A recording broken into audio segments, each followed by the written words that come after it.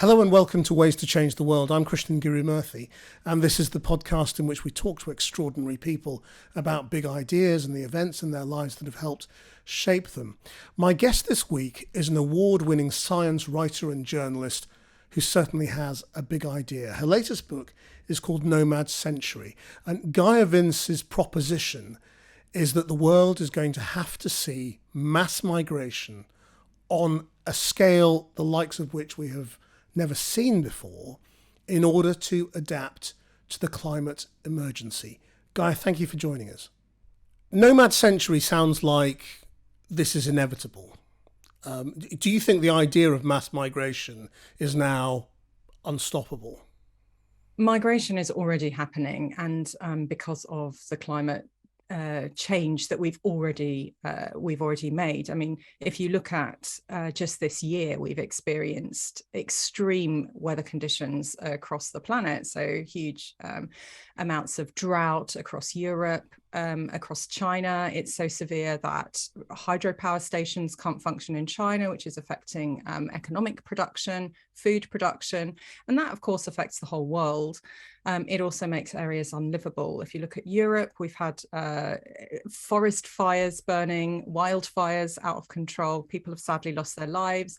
The ONS reckons that the heat wave we had just for 1 week in July raised the death toll by a fifth over the year-on-year average for that time of year. I mean, the current argument around climate change and reducing carbon emissions is that this is avoidable, that drastic changes to the way we live are yet preventable.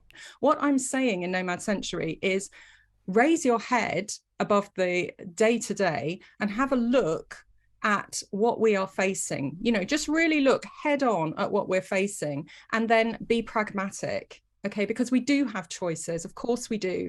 We can avoid more extreme temperature rise but not just through emissions reductions anymore. We're already raising that. That we had the COP26 last year where all the broadcasters got on board with the idea that climate change matters and devoted huge amounts of airtime to it. Hurrah! I'm really glad about that. And there was the strong narrative that keeping 1.5 alive.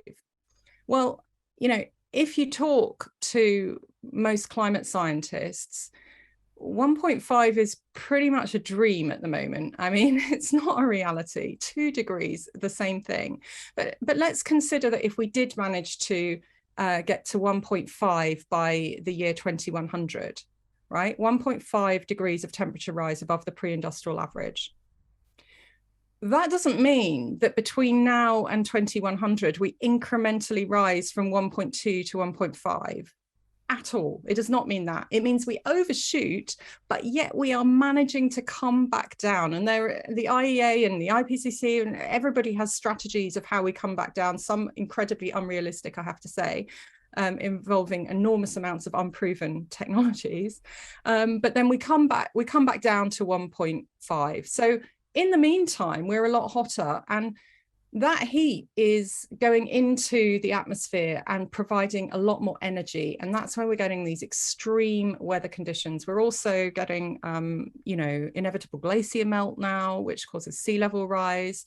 The number of people exposed to coastal flooding globally is expected to rise from 250 million to more than 1 billion just by 2050. That's the time span of most mortgages. So if you're planning on buying a house, bear that in mind. So which bits of the world do you think become unlivable this century?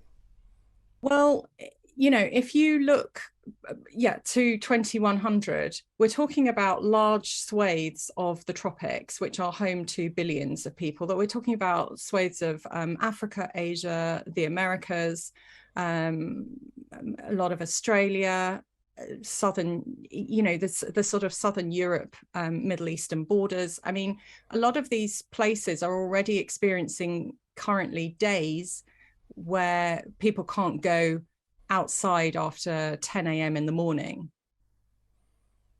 what I mean by unlivable is that extreme heat affects us. Let's have a look at what happened in July in the UK. We hit temperatures in the Met Office was talking about 40, I think 43 degrees, something like that. Now, that's not particularly extreme for parts of the United States, for example, or Australia. They hit those temperatures regularly. They're adapted to those temperatures. We're not adapted to them. It was a huge shock. Our infrastructure couldn't cope. Airports were closed. My kids were sent home from school. Disaster for me personally. You know, we can't cope with those temperatures. But, you know, how is that temperature measured? Well, in a little box. You know, there are these boxes around the country which are set away from concrete or flat surfaces. They are not in direct sunlight. They have a through flow. The thermometer is very carefully placed at a particular position above the ground in, you know, these very carefully controlled environment, because what they're used for is to compare as a sort of another control every single year, to compare that year on year average. And they do their job nicely, very well. But, you know, we're not living in that box. And where we're living in a city surrounded by hard surfaces, temperatures on people's patios were going up above 50 degrees. I mean, on social media, people were showing that they could fry eggs on their patio, that sort of thing. I mean, we're made from the same stuff as eggs. So, you know, I'd bear that in mind. I guess a lot of us just kind of assume that in developed countries, our buildings will adapt. We will have more air conditioning. It will all be copable. You know, that technology will somehow offer a solution. Yes, we definitely need to adapt our infrastructure in London. We need to adapt it across the world, because, you know, it's not fit. You know, people did die in London in just 1 week of moderately high temperatures because we don't have proper insulation. We don't have cooling systems. We don't even have shade canopies over our streets. We haven't needed them till now. Now we do need them. But what you're essentially saying is that that isn't going to be anywhere near enough, and that the people in those countries don't have the resource and the wealth, the personal wealth, to do any of that, because all those areas you're talking about, they are poor countries, a lot of them. It's partly the economics of it. It's also partly the logistics. So there are cities that will need to be abandoned. Like, look at New York. It's planning this great it's called the U, to save it from inundation. So just a couple of years ago, when they had a huge climate impacted storm, people died. Normally poor people in basement apartments died in New York, in the richest city in the world. That will continue to happen, right? This U will not protect people sort of above, I think it's 57th Street. So, you know, what's going to happen to them? So there are choices that will be made. Some places will be abandoned, others will be shored up. So in the rich world, where the climate impacts are far less, the adaptation will have to happen, and will be a solution. In places that are regularly, look at Bangladesh, okay? So I've been there quite a few times, and each time I go, the situation is worse in terms of the waters coming down the Ganges and also up from the Bay of Bengal. It's just taking more and more land. People can't farm rice anymore, then they don't turn to shrimp farming.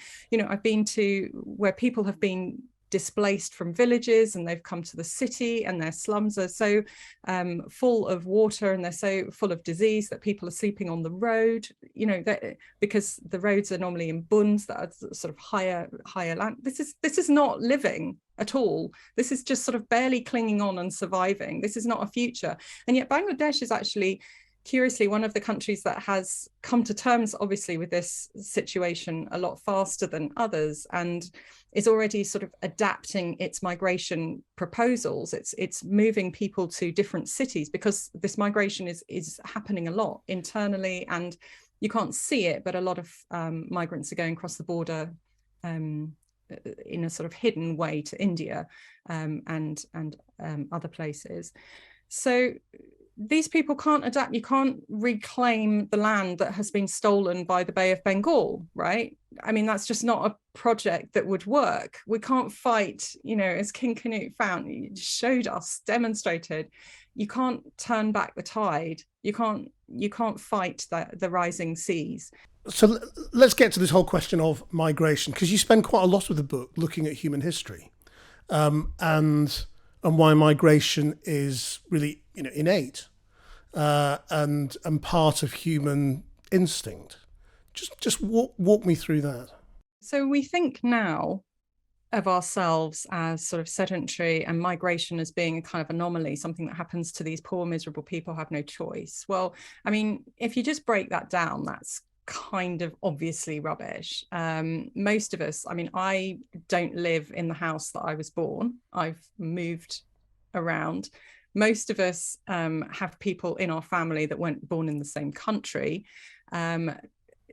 We do actually all move, but not only that, we depend on the migrations of others, of the migrations, the secondary migrations, the migrations of our stuff.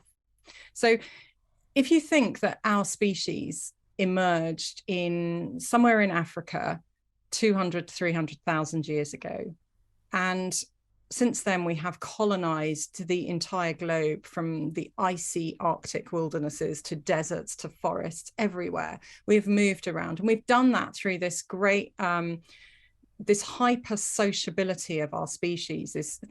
We are super cooperators. So what I mean by that is that we cooperate with strangers, not just our immediate family. And so through that, we've been able to make these exchanges, rely on each other to support ourselves over complete hostile landscapes and move into others' sort of perhaps territory in a way that other species just simply can't do that. They can't survive really outside of their own niche. We've managed to do that through our particular form of migration, which is very cooperative, and it relies on secondary migrations, the migrations of our stuff, the migrations of our resources. So whether that's carrying water in a animal skin bladder pouch over large distances, which is something that other species can't do, whether it's trading in food, resources, things that are collectible that we can then exchange for other things,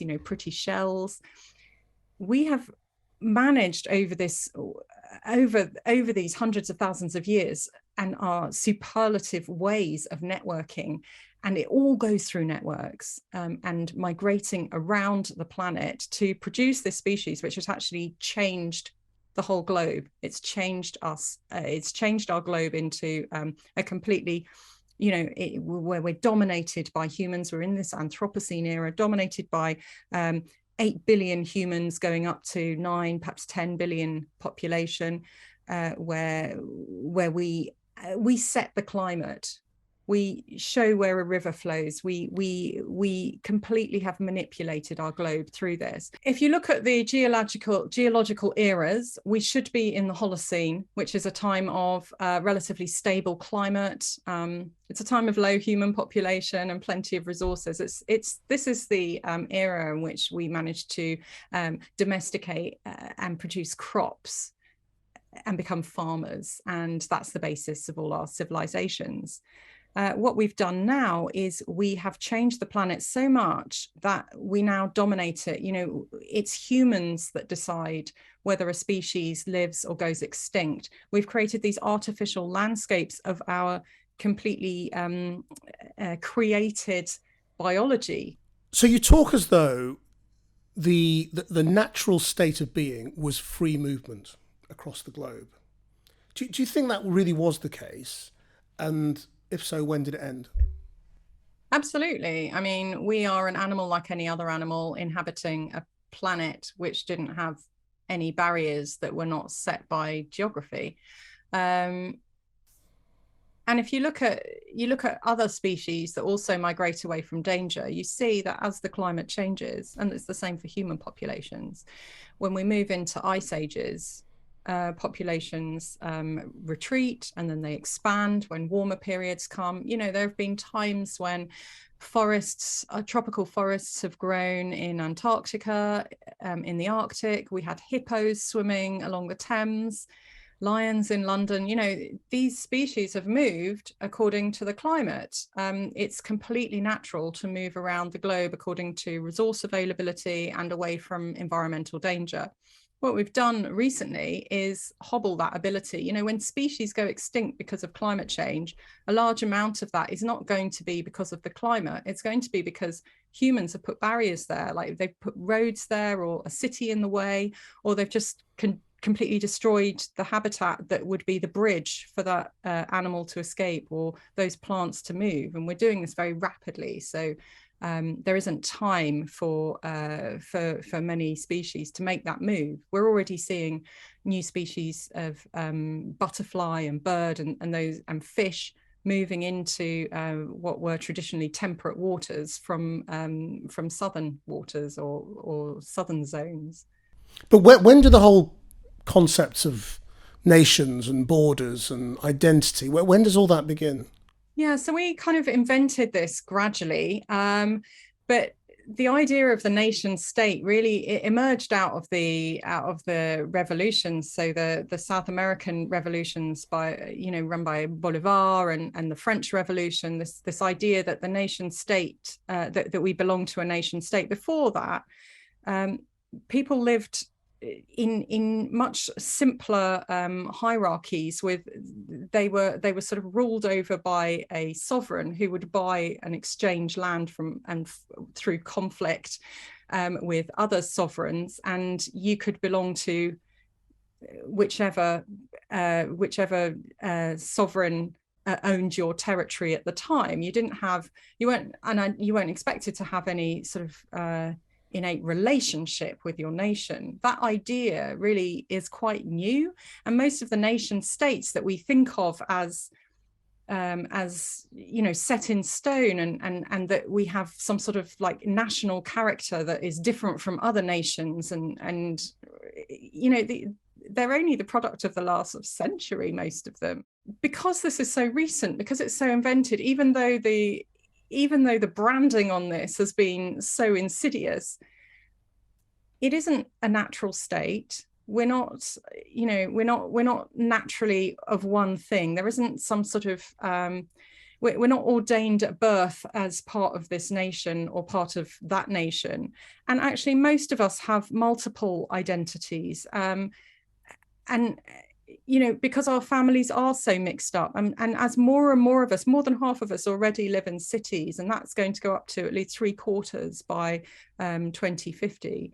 These are huge melting pots. They are the products of immigration, but they overlap, and we're all product of many of these. And that's actually what makes us more interesting and what makes cities so productive. It's this coming together, this marriage of so many different ideas and cultures that makes cities more than the sum of their parts. Right. So for your plan to even start to be thought about, are you saying that we need to open our borders? Because obviously the dominant thought about borders and nations is that migration has to be in some way controlled or managed. Are you saying we just need to open our borders and end this whole idea of managing how many people come into the country? I'm not necessarily calling for completely open borders, although some economists think that if we did open borders globally, it would boost the global economy by trillions. But I am calling for some sort of management of this problem. I think we need a global organization with teeth that can actually manage this what is an international crisis. Not yet, but it will be an international crisis, and can help allocate people to different either nation states or cities, however we decide to work out the governance of this. Migration is not a security issue. It's being treated as a security issue at the moment. It is actually an economic issue, and it's to do with labor. People move for jobs and opportunity, and they move to where the jobs are. And obviously and logically, if the jobs are there, that's because there is a need for workers. So it needs to be treated as a labor problem. Are you saying that countries in the north need to look at their population density and work out how many people they can take, or that an organisation, the UN, for the sake of argument, or however it might be, needs to work out who can take what, or what? Because it obviously begs the question of sort of, why on earth would Switzerland open its borders to a load of Bangladeshis? The idea that people would open their borders to migrants might seem really shocking and unlikely. But look what happened when Russia invaded Ukraine. The European Union opened its borders to people from Ukraine, allowed them to come across without any documentation if they didn't have it, allowed them to access services, to stay for, I think it was 2 years initially, to get jobs, to work. And that went very smoothly and undoubtedly saved a lot of lives. And because they had the legal right to be there, it allowed the natural networks that communities form to really help that process. Because, most people don't want to sort of end up in a refugee camp. They want to use the resources they have, the people that they know, the social networks that enable them, and communities come together. Even in Britain, we're very, very slow compared to the EU.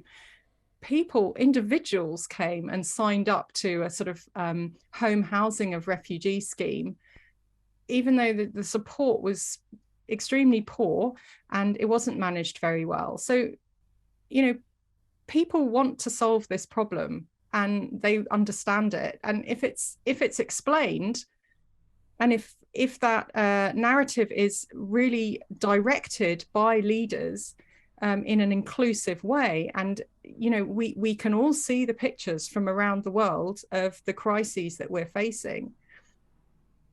If we have a management in place over the coming decades, this doesn't need to be a catastrophe. It doesn't need to be a crisis. We can expand and build sustainable cities that are more productive because they have this expanded population of mainly younger, vibrant workers. We're not talking about literally everybody from the tropics moving to the north, but we are talking about easing that pressure of enormous populations facing unlivable conditions. Well, how many are we talking about? I mean, give us a sense of the scale here. How many people roughly do you think need to be rehoused? It depends on what the temperature gets to, the global temperature gets to. It depends on the policies that are enacted in these countries that allow people to stay for longer. We are talking anything from tens of millions to billions by the end of the century. But you're saying we need to plan for the possibility that billions of people could have to move. So where do you think they would go? I mean, what would the model be? Would it be sort of super cities all across the global north, or what? Yeah, so they will go to cities, that's for sure. That is the most sustainable way and the most efficient way of housing large numbers of people. You have to house them densely, and that's also the most productive way of running an economy. Now, there are lots of different models that have been tried. Nations might buy territory in other places. Bangladesh might buy territory in Siberia. In a similar way to the way the USA bought Alaska from Russia in the 1800s, or it might rent territory for 99 years, like Britain rented Hong Kong from China for 99 years, or it might have some sort of partnership with a large country like Canada, where people go for a certain period and then they come back. There are many models. So what does that mean for Britain? Is Britain a country that will end up taking in lots more people, Or is it a place where people will end up moving because we'll lose coastal areas ourselves? We will lose coastal areas in the southeast for sure. We also have a drought problem in the southeast. We do need to adapt massively. If you look at the north of the United Kingdom, Scotland is still rebounding from the last ice age, actually, from when the glaciers pushed down, the weight of the glaciers. So sea level rise is not such an issue for Scotland, and it will also become increasingly more pleasant to live, and will have increased crop growing potential and so on. So these are places where we will be building migrant cities. They will be net hosts. People say Britain is full. You know, the idea of sort of more than 80 million people living on these islands, to, I think, most people in this country seems absurd. What do you think the population of Britain will get to? It very much depends, but yes, Britain is definitely not full. No country in the north really is full. We can accept a lot more people. We can certainly build more densely. Most of the housing in Britain is very low and very suburban. We need to build up more. We're talking like sort of 4 to 6 stories, denser housing. What we need is much better policy and investment. So we need to make sure that people feel included, and that means not only the arriving immigrant population, but also the native population that's already there. So we need to make sure that as communities arrive, the schools are there for them, the healthcare is there for them, and at the moment, investment has been so poor that we don't have that for the existing population, which is why it can feel full. You know, if you're spending ages trying to get a GP appointment, you can feel like more people arriving are just going to make that even more of a problem. I mean, some of the people arriving will be GPs themselves, of course, who can ease that burden. But at the moment, we don't use that potential, and we don't have the capacity to expand it. We need to completely change the whole mentality around this and accept that our cities are going to get, you know, the population of the globe is going from 8 billion at least to 9 billion, possibly 10 billion. There are more people coming anyway. So we need policy in place so that this is managed. You know, the biggest challenge, I suppose, is going to be feeding people. If you lose huge swathes of the planet effectively to agriculture because people have to leave, we're going to have to produce food in different ways in different places. I mean, will Earth be able to feed itself? It will, but we have to change the way food is produced, how it's produced, and what we eat. So at the moment, we live in a very inefficient food production system where enormous amounts, about a third of our food goes to feeding animals, goes to feeding livestock, which then goes to feed us. That's a very, very inefficient way of feeding ourselves, and it's not sustainable among a bigger population. We also have huge amounts of food shortages, and our food system is it's not resilient, as we've seen with the challenges with the war in Ukraine, the droughts everywhere. That's only going to get worse. The drought situation is only going to get worse, floods washing away enormous amounts of crops. So crops are on the main not going to be able to be grown in a lot of the places where they are currently grown.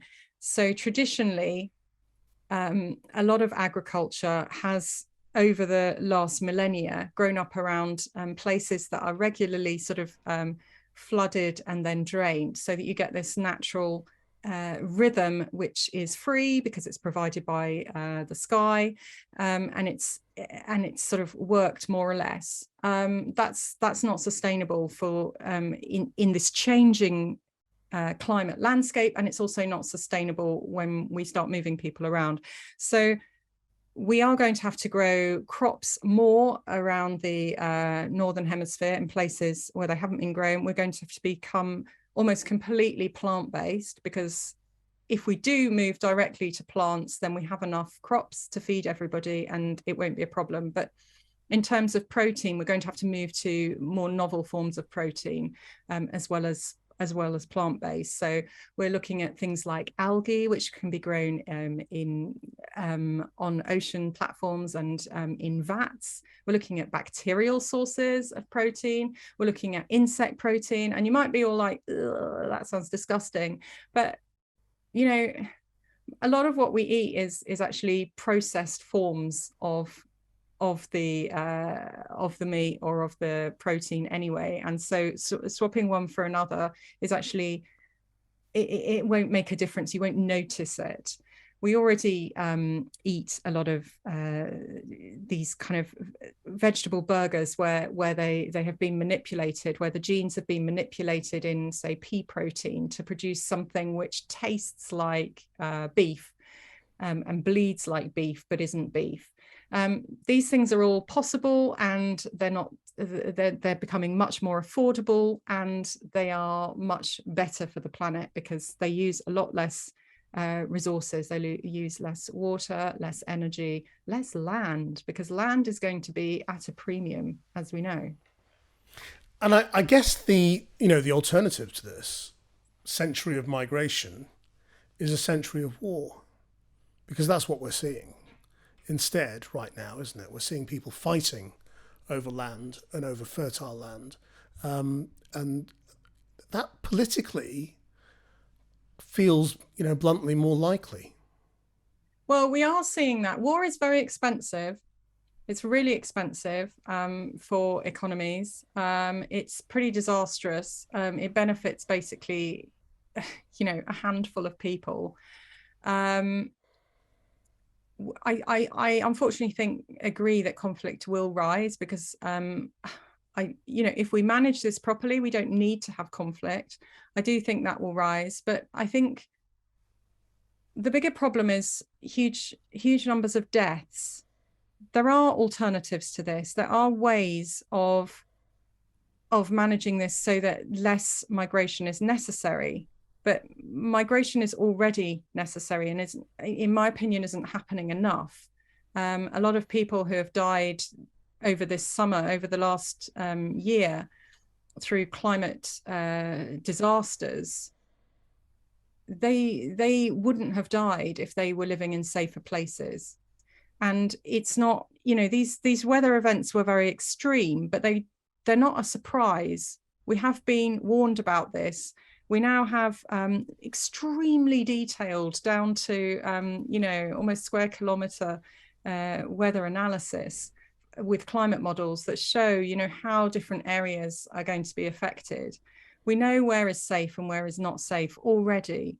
So it's not necessary for this many people to be dying now if they were moved to safer places. So, but of course, moving is a difficult decision. It's extremely emotional decision wherever you're moving. You're leaving something which is very, very important to you, your social network, your language, quite often, your home, perhaps the land, which is your only wealth, which is what you can pass down to your family. These are not easy decisions. We have to make them easier for people.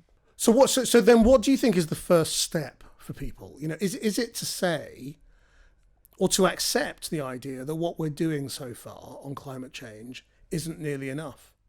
Because I think isn't that the real problem here, that most people think, well, I'm turning down the heating, I'm switching to an electric car, I'm using public transport more, I'm doing all those things, and that's what's going to save the planet. Yeah, well, the big problem here is, we can all do our little bit, and that's great, but these are systemic problems. These are global problems, and they require systemic solutions. Really, we do require leadership to change and to become, we are still sadly in an era of populist leaders, and they are making policies for, obviously, themselves to become popular, and that these crises, we need better leadership. These crises cannot be solved like this. When it comes to decisions about infrastructure, you can't make infrastructure decisions for the autumn, and then see how your popularity is ranking, and then make spring decisions on infrastructure. That's not how, we have to make it for decades ahead. You can't do it like that. And I would argue that even sensible coalition-run governments in Europe are also not really grasping the state and the nature of this problem.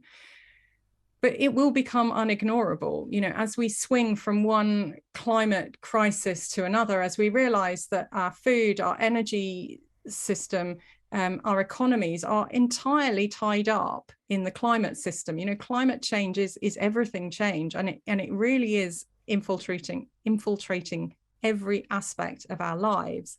We are going to have to produce much stronger responses to this. And the answer is not to have populist leaders. Obviously, we need intelligent leaders designing policy for their citizens, for the electorate, rather than a small cabal.